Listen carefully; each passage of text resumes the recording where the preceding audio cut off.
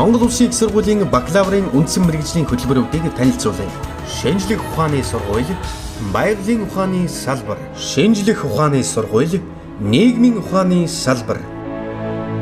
шинжлэх ухааны сургууль, хүмүүнлэгийн ухааны салбар, хэрэглээний шинжлэх ухаан, инженерчлэлийн сургууль, бизнесийн сургууль, хууль зүйн сургууль, олон улсын харилцаа, нийтийн удирдлагын сургууль,